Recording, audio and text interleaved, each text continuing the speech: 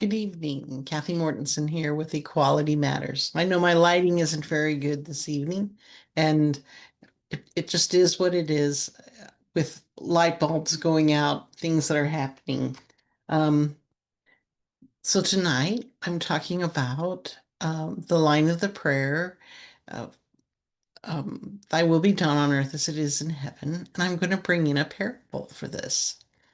And I'm still relating it to spiral dynamics because I believe there's just this relationship that we all go through, and it's naturally for us to focus on I, and then at times we, all of us. And so it's a theory. It's been around a while. Spiral dynamics. It's used by many people have taken off with it. If anyone follows Ken Wilber and his consciousness work, he uses it quite a bit in his work. And so tonight, as we look at science and religion, how they go together, we're going to be talking about our relationship. Everything is about relationship, and I talk about this relationship between science and religion, and I believe they both belong. And this line of the prayer for me is about relationship with motivation. And so tonight, I want you to just ponder what's in your heart's desire. What's there? Thy will be done on earth as it is in heaven. This idea that will is our desire. Desire can come from many places. It can be internal. It can be about those things that are external and influences us. In the book that I'm writing, I talk about Scarlett, who lost her son in Sandy Hook, and her desire to overcome that grief when her son was shot and killed, but not have a hatred for the shooter. She had the strong desire for that. That was an external event that impacted her growth internally for her desire. Grief and death can impact us in so many ways, as where, if you know anything about the grief process, in that grief is not just the emotions that you go through and the loss that you feel, but it's also rewiring your whole system for your new identity without those people, without those supports that were there. So that can drive desire. Um, Desire can be an excitement about what you've learned and that you want to teach others because it has impacted you. Desire can be, oh, there was a woman in the pool the other day that she loves to sew. She's retired. She lives outside of Bullhead in the area where I live, here in Fort Mojave. But it was so fun to see her light up about all of her projects that she sews, and how she sews for the Cancer Society and how that helps raise money. She was so filled with desire for that. Others have desire to heal others. Um, there was someone online that was talking about, my desire is to earn enough money for a home so I can give my kids more than I ever had. They wanted a house. So the desire that you come up with can be anything that you just keep in the forefront as I talk about desire and this short little parable. So this parable is about the pearl. It's in Matthew 13:44 to 46. So it's only those two little verses. The kingdom of heaven is like a treasure hidden in a field, which someone found and hid. Then, in this joy, he goes out and sells all that he has and buys that field. So there was a treasure hidden in the field. Someone found it. They sold everything they had to buy that field. Then the second line, again, the kingdom of heaven is like a merchant in search of fine pearls. On finding one pearl of great value, he went and sold all that he had and bought it. Now we're going to relate this to your desire. So as I have the slide up about the stages of development, the stages of development go from an I focus to a we, we're part of a tribe, to I'm learning my power, to we, how do we share this power, to I want to feel successful, to we, how do we integrate this together, all of our successes together. And the last two are really wholeness values about looking at globally the whole world or the whole cosmos, depending on where you're at. And again, I want to honor Graves' work in that his desire was that this not become spiritual. And so here I am pushing science into spirituality. So I want to clarify that as I bring up Graves' work, I still feel like I'm honoring his request that it not become spiritual because I'm focusing on the science end of it and I'm connecting it to the thoughts and the model of the way Jesus walked his life and the way he used his words and how this contemplation can help us be open for our next growth. Because without this tension between science and religion, without conflict and tension of any kind, we don't grow. New creations don't occur.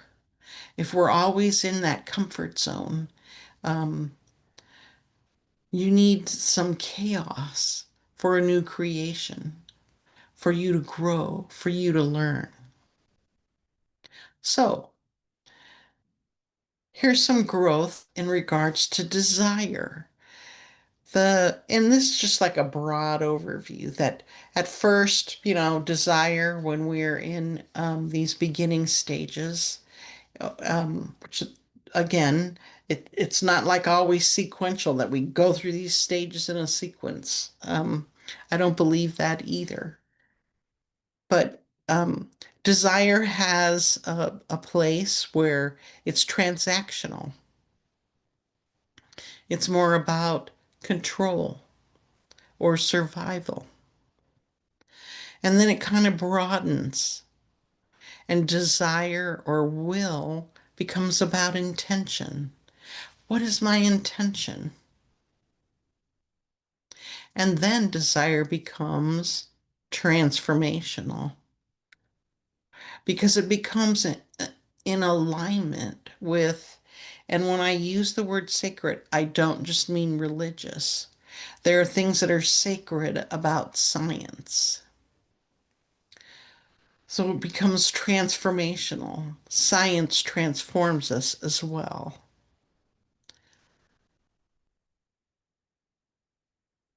So when we look at desire and we're living our desire, it's about discovering what is worth everything. The merchant and the man who was walking by the field sold everything for this pearl, for this treasure that was hidden. So, at the core of thy will be done on earth as it is in heaven, it's not just about blind obedience, but it's about aligning with this shared aliveness that we have on earth for all living things. The parable of the treasure or the pearl gives us this image where we discover what is of this deepest worth, where we order our lives around it. We have this desire. What is so deep about it that it deserves our full attention to fulfill this desire? And of course, to me, desire evolves from surviving through finding a place to belong, to learning our power, to being certain, like with law and order and how things are done, to getting back to the self again in regards to wanting to feel success with your desire and achieving your desire. And for some, this desire moves on into things like justice or being in communion with others, being in a deep relationship with each other. So when your desire is growing within you, the whisper of the next stage is already present and it's pulling you toward this broader horizon. So really it is this movement from my needs to the tribal needs to all people to all beings that is kind of the rhythm of the Lord's Prayer. To me, this rhythm that the Lord's Prayer is about our shared humanity and deepening our equality. Not that we all have to be the same. Equality doesn't mean we all look the same, act the same, have the same values, because we don't. That will never happen. So it's not about being the same, but it's seeing every other person as a treasure and every life as a pearl. And this can be hard in some stages, and that's okay. We're where we're at. I know I can share about my ex-son-in-law. He was a drug user, and I also suspect a drug dealer. He did spend a little bit of time in jail. And early on, I saw this young man. I still admire him, even after everything he's put us through. I do have an admiration for him, but I was kind of blind to some of these earlier. When you live blindly and you don't realize how all of these fit together one to the other. And I chose to just see him as, look how talented he is. He was a great machinist. He had such skill with that. He could fix anything. His knowledge base was wide and strong in regards to house repair or car repair. And that's all I could see. So I wasn't being honest about what was really happening. Um, you know, and as they needed money and things, they lived in Texas at the time that were missing. That's where you begin to see more of the full picture with a drug addict and working with him. So when my daughter divorced him, of course, he wanted help. And it was like, I'm not ignoring my needs anymore. This is about your survival as well as our survival. I can't just give you money anymore. I can't just say, move out here and we'll help take care of you. You've got to do some things to help your survival as well. I had to make sure that my needs and my daughter's needs were getting met at a deeper level. well, I shouldn't say at a deeper level, but even at a minimal level. So I couldn't see him as all people anymore. I can see him as he's a contributor to all people in that we have many people in the world who abuse drugs and who use drugs, and they need to get support, so that they no longer steal, so that they no longer lie to get their needs met for the next fix, which doesn't help us when we're running out of money. Um, we're running out of resolve. Those boundaries had to be strong. And so it's hard to say to your son-in-law that you admire, no, I can't help you anymore. And they can't hear those words. Of course, I still love you. They feel we're abandoning them because we're not helping them feed what it is they desire, which is their next fix.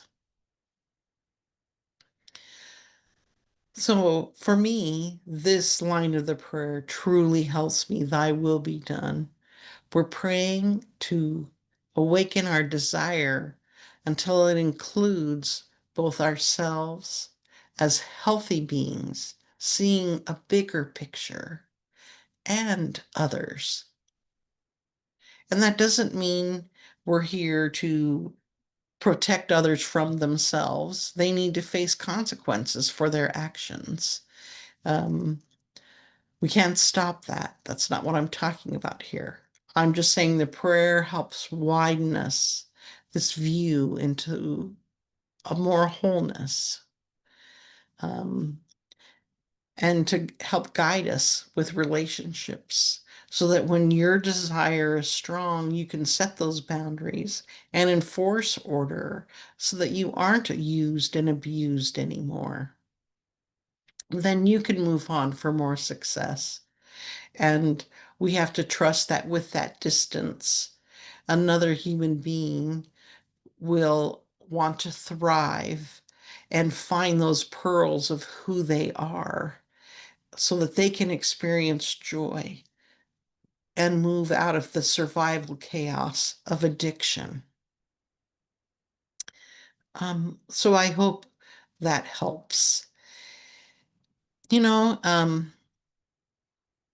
this parable about desire, even though it's only two short sentences, for me has so much to say. Let's look at stress management. I had a client whose daughter died in an accidental hanging, and it had been several years ago, and she was still struggling to feel the thriving of life and overcoming that death. And so we were able to work some of that for her. And in a brief moment, she was able to feel life's desire in her body. And when she came through the session, she was like, is that what it's supposed to feel like? Is this what I've been missing? This pearl of living life for a desire for more? And it's like, yes. So now you have to walk your life wavering between what you've lost and now what you have to gain, which is living life more fully in wholeness. So in the parable again, the person discovers a treasure in a field or a pearl, and it guides us through discovery, like being curious about who we are beyond just being fed or um, serving others. There's more to it than just those words. Desire, this recognition that the treasure is of greater worth than anything else. You know, when people share their stories about, it was so wonderful, I loved serving so and so. They wanted it this way. and I could give it to them this way, and it gave me great satisfaction um, to fulfill their desire. It made me feel like who I am was important too. And I think the third thing that when we talk about this line of prayer, that it supports us in is having resolve, this motivation to reorder life and to pursue what truly matters. When our focus is on, ooh, that hurt me, I don't like that person, we're focusing on the hurt rather than what truly matters. How do I heal that hurt? How do I move beyond that hurt? How do I live life more fully once I heal that hurt? Thy will be done on earth as it is in heaven.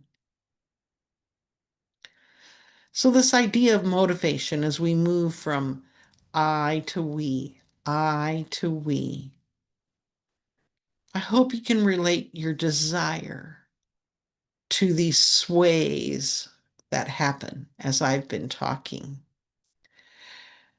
and how these stages that Graves shared with us, they blend and they integrate.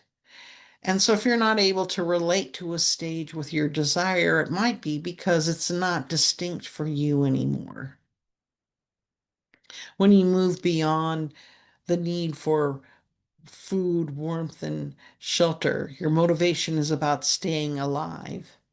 And you're being influenced by this awareness to begin to stretch towards other people, not just focused on yourself. When you have that sense of belonging and you have your tribe, um, your motivation is protection, and you begin to honor traditions. You honor what you were raised with. Um,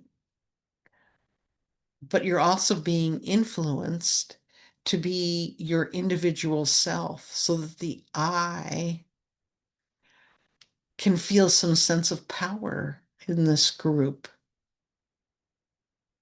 And so this desire begins to include courage and self assertion, and sometimes testing limits because things need to change. When you feel this power that you have and that's within you, you're motivated to prove your strength and to take on what it is that you want. And what you're being influenced by is the awareness of limits. You know, when we're in the middle of chaos, it invites order. Motivation expands into seeking rules and clarity and authority, guardrails of your purpose. They can be boundaries. Like with my son-in-law, I had to learn stronger boundaries. You know, sometimes I function here in blue, and it does inhibit my success because I'll tell myself, "Oh, I can't do that because it, that's not how it's done." The law on the outline is um, this is how it's supposed to be, and so we can limit ourselves from being successful when we keep some boundaries and laws held so tightly that they're rigid. Um, And sometimes we need those boundaries for success, like with the nonprofit that I was talking about. I think the one thing that shook several of us as we worked through this the most is really that realization that if you're going to have a nonprofit, you have to have a business building. Can't be a house, can't be a shared business. It has to be a standalone business with its own address. So sometimes the law is there to help enforce, build it up, and sometimes we need to flex it a little for success. It's a two-way street. Um, and I'm going to kind of end with not all the way into the oneness part where we're holding presence and being presence, but I'm going to talk about how um, the green part influences. And this is where, when we've worked through our success, individual success, our desire can become about making more connection or about justice or fairness or being really authentic. This is what's true for me. This is what's true for you. We can work together with that. Your motivation is about nurturing and creating a deeper sense of belonging, not just to a tribe, but to each other. You as an individual, me as an individual, despite our differences, overcoming our hurts. It's that pluralism end. So sometimes I feel like I know this part of the I we can be a little bit boring, but I also think that it's important to share it, especially just to think about how, when we're in one section of it, how we're also being influenced in life between chaos and order as we're making new creations, that this is how it flows. And I just kind of fell in love with Gray's definitions and how it's framed as not just something so definite, but pieces of influence. So, thy will be done on earth as it is in heaven. As you hopefully held your desire in this conversation, that even that desire has a temporary existence. Sometimes our desires completely change. Um, Sometimes how we hold that desire changes. And sometimes the outcome of that desire looks completely different than how it started. So, this parable about finding the pearl, thy will be done on earth as it is in heaven. Whether you believe in God or not, heaven or not, I've talked about how those words mean different things, whether it's scientific or religious. But this parable has such depth, and that whether you're more humanist or spiritual, thy will be done on earth as it is in heaven. We do have to give up something to grow. We do have to face tension and conflict to grow.